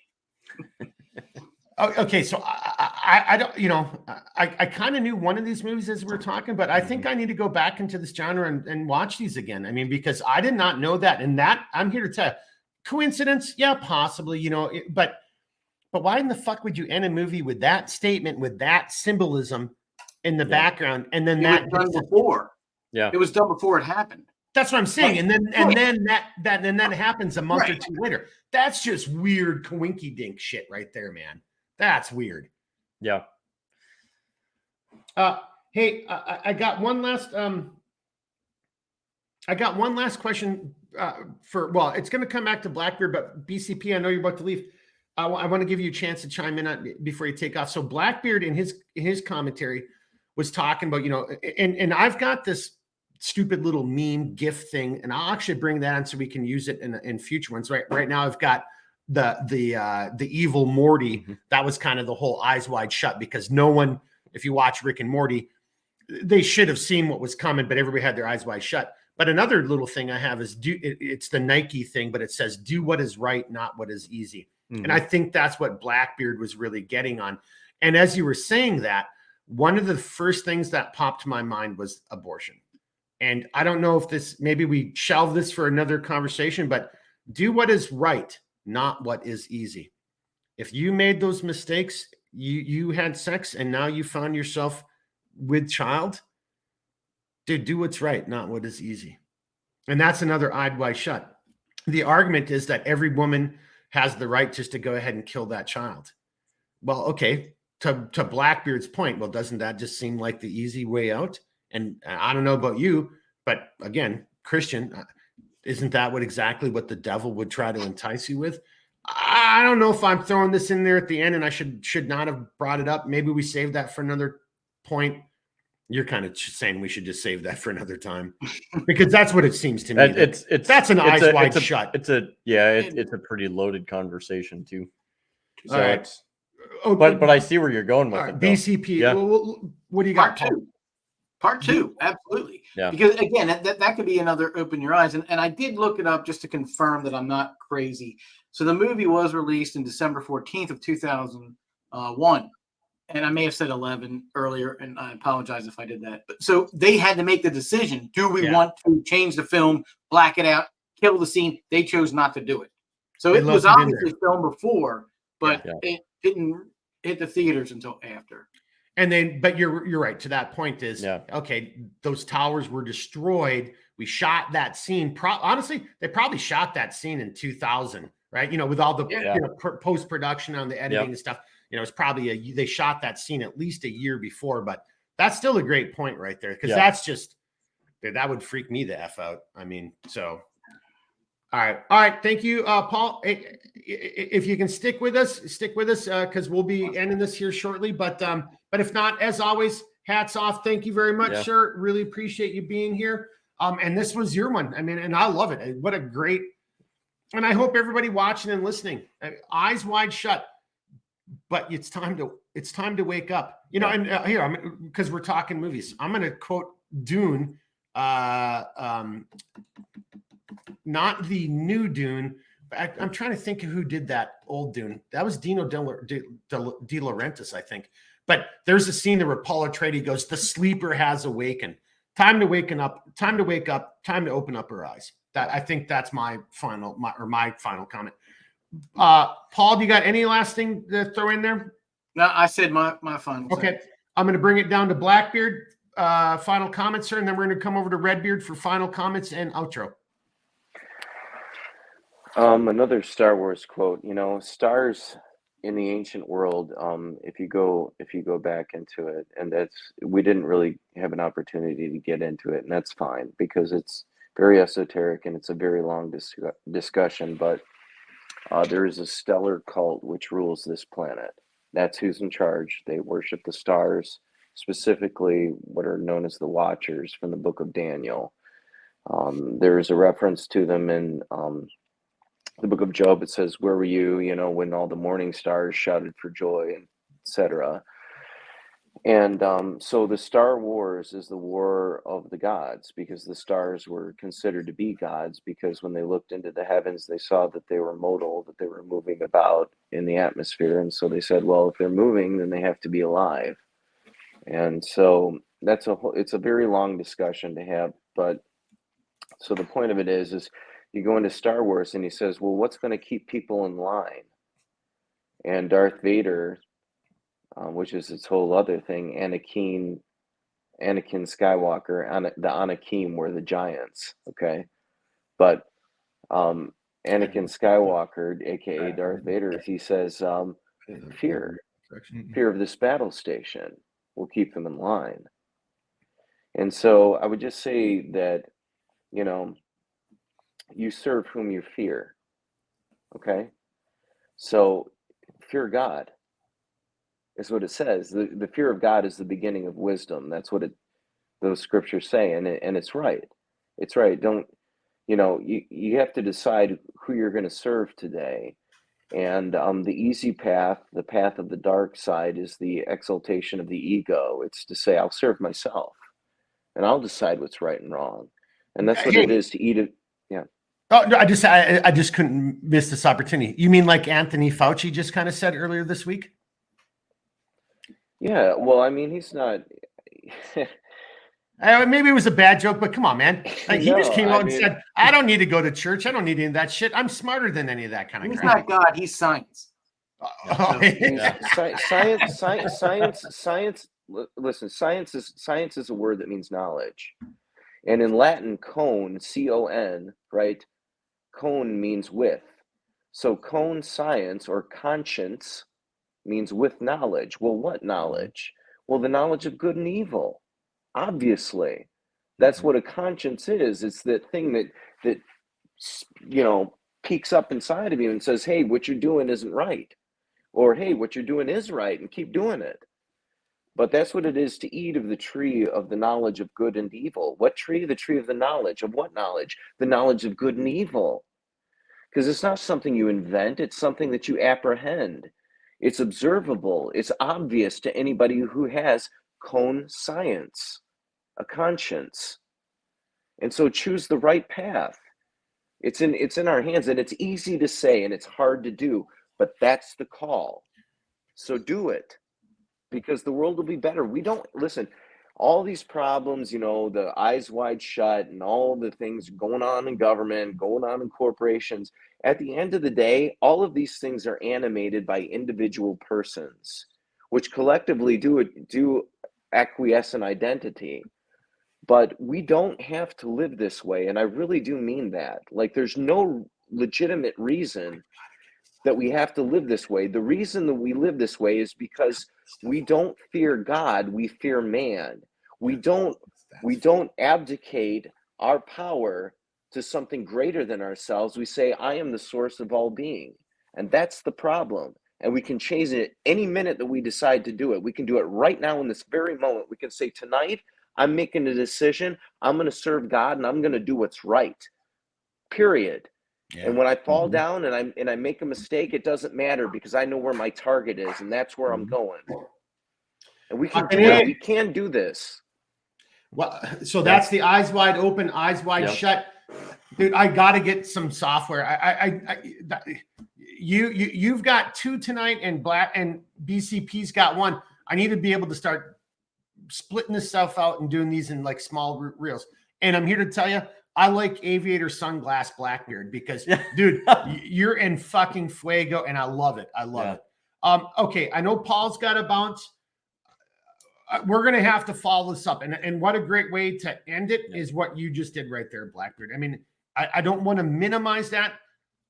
I'm going to have to find a way to replay that. And I want everybody who's watching or whatever, rewind 2 minutes and listen to that fucking statement again one more time. And then if that doesn't fire you up or put some fire in your then I don't know what to tell you. I just don't. I don't. Then sit on the sidelines, you know.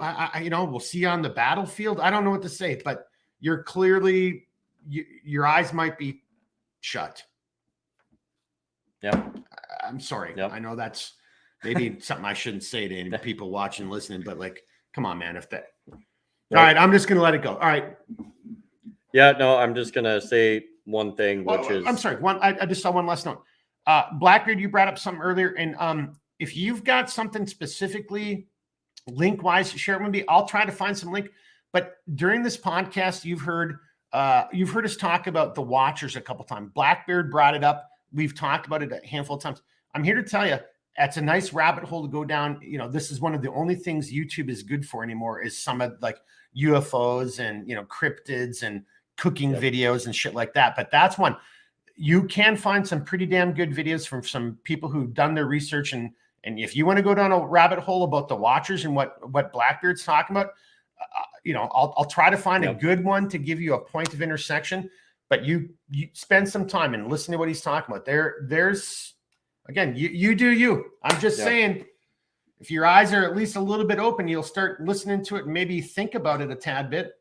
You know, that's a good place to start, I guess. Yeah. But, yeah, no, it's I mean, I guess the best thing that I can say is, you know, people don't want to they don't want to realize it, but you know, they keep clamoring for change. They want this, they want that to happen, but they're looking in the wrong places. You've got to stop looking in your politicians. The first thing that you should look at is the person that sits in the mirror looking back at you every morning, because within each and every person, I mean, we are that change. We are the leaders that we seek. We are the people that are the most capable. Let's be honest. We are the most capable of fermenting the change that it is that we seek each and every day, whether it be minor changes, which in my opinion, the minor changes tend to be the most significant because of what their end result is, or the major changes. Every single day we can wake up and we can be pissed off or we can be happy. We can be grateful or we can be ungrateful. We can be positive or we can be negative, and that's going to impact the course of our entire day. I mean, everybody waits for a savior, but that savior never comes because the savior's sitting in front of you. It's you know, and I you know, am a Christian and a Catholic, and I agree with what Blackbeard says. You know, like there is a power in God, and I firmly believe that God is he has provided us the tools and the abilities to become that thing which, you know, we can utilize to fix our predicaments and to fix our problems. Well, or even if we don't fix it, that we die on our feet as opposed to living on our knees. You know, we can at least set in motion a pendulum swing and a forward momentum to set the next generation on a better foot than we had. Because in the end of the day, like, look, we all know that this is the case. Like, we shouldn't be spending our lives trying to fix the here and now. It's setting up for the next generation to have it a little bit better than we did. You know, we're so tucked into this instant gratification sphere that we tend to forget the long game. But I'm not gonna lie, I wouldn't mind if we didn't spend as much money as a country. I didn't have to get taxed as much. I could, you know, my business, you know, I wouldn't mind that stuff. I'm just, you know, and the thing of it is at any given time we could all shut it off. We could all do something about it. But the thing of it is it is a situation which is very uncomfortable, because that means that we have to take an uncomfortable approach to responsibility, because that responsibility is going to imbue a sense of morality and principality. You know, we have to be the arbiters of our own destination and our destiny and our success. And, you know, and I mean, that's what it is. You know, you can't, like, if you're going to get up every single day and look in the mirror, and you're going to sit and say, well, you know, like this politician's responsible for why my life sucks. Are they though? Like, yeah, perhaps in some direct ways, perhaps in more indirect ways than not. But in the end of the day, what have you done to alter that outcome? Like, people want to continue to avoid that conversation, but the conversation still remains because, you know, it's the truth. Yeah. And I'll defer if to if I wake up and I blame Mitch McConnell and Lindsey Graham and Nancy Pelosi every day, and then I come and I treat you like a son of a bitch when I'm, you know, whatever our interaction is. Yeah. Well, who's that really on? That's on me. And I think I like how you said it, because, you know, I kind of wrote this, like, who's the man in the mirror? Well, God's given you the chance.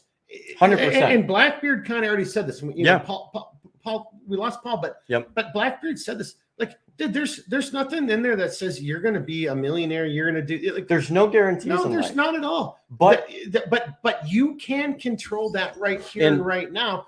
And And if you're not treating people like that, and during your average day-to-day encounters, like with decency, if you're not trying to teach your kids or your friends or have those conversations, then honestly, take the blue pill, close your eyes, put what are those put the little sleeping things back on, and just go back and just to kind of tap out, just to kind of round this off, in the end of the day, like, it really does become that thing to where it's like you were saying, like, you can blame everybody else but yourself. You can sit there and you can say, well, this person did that or this person did that. But yet if you sit there and you complain about it and you perpetuate this sense of movement, because we all know that movement does not always give way to action. Like, let's be honest, if you haven't done anything about the gripes that you complain about, and like I said, it's the little things, right? So if we're looking at this and you're like, why is my life not good? It maybe not for you, Mark, but maybe for me, or maybe for Blackbeard. If getting up and making your bed and then doing 10 push-ups every day is going to correct something that is wrong, then you have got to do it. Well done. And it's different for each person. If waking up, maybe it's not making your bed, but maybe it's waking up and making breakfast for yourself, or having a cup of coffee and just looking out the window at nature. Whatever that thing is, you find your thing. You have to start creating healthy habits, and you have to start creating healthy ways of providing a new perception for life, because unless you can break that same mold, nothing's going to change. And we've become so subservient to the status quo, and we've become so subservient to what other people tell us, that it just, we are our own mechanism of defeat. And I'm sorry, if you're watching this, if you're listening, there was maybe a little bit of weirdness, but if you're watching, I love where this is going, but then I just looked over to the other side, and I was 100%. Pointing at the timer to Redbeard, because this is where we get ourselves in trouble. This is our first episode of trying to do it. So let's just end it right there, because my God, that just started getting me fired up and going. I can see Blackbeard. Blackbeard's laughing and smiling. By the way, we love your sunglasses, your aviators. You got to wear those every time you're on. Super base. You are now we're gonna have to come up with some nickname with you, because the aviators. I'm like, dude, check out those aviators. Calm down there, Maverick. He's looking kind of badass right there. All right, hey, on that note, seriously, so Paul's gone, but Blackbeard, I'm not even joking. I love the aviators. Those are high speed. Yeah, it's awesome. But as always, thank you for being on the podcast. Man, appreciate you. We're going to do the outro. I do have one quick question. Yeah. And a little bit of a sidebar, but just for the small. What was the name of the prepper guy in the very first Tremors movie with Kevin Bacon? The guy who they are all making Burt Gummer. Yeah. So you were Blackbeard said something earlier about looking in the mirror, and I have a meme somebody sent me where it's like, I love Burt, but it's a man, and he's like looking in the mirror, imagining who I want to be, and it's like a 1950s guy, and there's this big full length mirror, and in the mirror is that guy from Tremors, like looking in the mirror. So we'll get better, because I didn't know he was going to bring that up, but now in the post or I kind of wish I could find a way to put that as like the end card or something like that, because that's just too fucking funny. In the indomitable words before I do the outro of Burt Gummer, look, if life is hard. Is his last name Gummer? Yep. Was it Burt Gummer? Okay. If life is hard, take a couple teaspoons of cement and harden the hell up. Okay. I don't remember that line. I don't think that was his best one. He's got some pretty good lines in that movie, though. I'd rather have it and not need it than need it and not have it. We all knew that, but the way he delivered it was really good. Oh, there's no way. But I'm only just throwing it up because one of you guys said, look in the mirror and who do you want to be? And I just thought of that meme. It's Burt Gummer. I'm like, it's a man. Who do I want to be? Well, I want to be Burt Gummer. So, go watch Tremors, by the way. Dude, it's actually movie. It's a really good. It's a fun series. It's a fun, cheesy movie. I mean, seriously. The series it gets cheesier. I kind of like. I'm not going to. But the first is the first in the original. Yeah. I'm not going to go into like Tremors 6. I mean, now we've gone 1 and 2. 1 and 2 is the best. All right. But on that note, everybody, Blackbeard is laughing his ass off with his mic muted. I know. Like, come on, dude, unmute your mic. What do you got to say about this? No, that movie is so much better than it has any right to be. It is I know. legitimately a I good know. film. It Yeah. really is one of those stupid. How did that become a classic? Yeah, but it really Yeah. is. Yeah. Yeah. fantastic. You got any final comments before Redbeard takes us on out? Yeah, the thing that I'll leave everybody with, because I think it relates maybe not to the initial topic, but what we were just discussing, and something that I feel that God is working on in my own life is um, there's a part of us that will want the conditions that we live in and our circumstances to get easier so that we get relief. But there's another part of us, and I think it's a higher call from divinity. And what it says is, what I want you to do is not to ask for things to be easier, but what I want to do is develop a greater strength within yourself to endure the circumstances that you're in. And so I would just say, like, for myself and for others, don't undersell yourself. Understand that you can develop within yourself a constitution and a strength that's greater than what you even know that you're capable of. And that will allow you to endure and to accomplish things that you never thought were possible, rather than waiting on circumstances to change what you have control over. Yield yourself to God and allow him to mold you into a stronger person. And ultimately, I think that you'll find a greater richness in the experience of your life through that, even if it's more difficult. Yeah. I like that, man. I freaking I like like that. That's a nice segue to you, brother, man. Yeah. Do it. So look, I'm just going to say thank you guys, seriously. And thank you, Mark, for way back when taking the opportunity to want to do this insanity with me. And thank you to each and every one of the people that come by, that watch the episode and take the opportunity to watch what we have to say. Albeit sometimes it's highly schizophrenic, I feel, but no, nonetheless, we really, really do appreciate it. And look, there is hope. There is always going to be some semblance of hope. I think without a doubt, but we do have to become have to become a mechanism of that. Yeah. Hope is not a method. You still Yes. have to be the one who's going to Yep. take one step and put it in front of the other. I mean, you got to do something. Correct. So look, in that case, look, the flame of liberty shall not and will not ever be extinguished so long as there are good people there willing to defend and support it. And that means each and every one of you.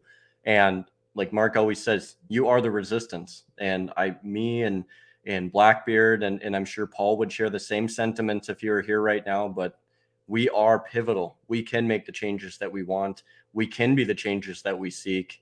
And it lies within each and every one of us to make that difference, to be that difference, and to be the best person that we can be. I firmly believe that God has given us the tools to do that, and I believe that we have the abilities to do that. We just have to reconcile that with ourselves. So, Ooh, fucking raw. Wake up, people. Eyes wide open. Eyes wide open. thank you, everybody, for watching this podcast, and we hope to see you in the next one. All right.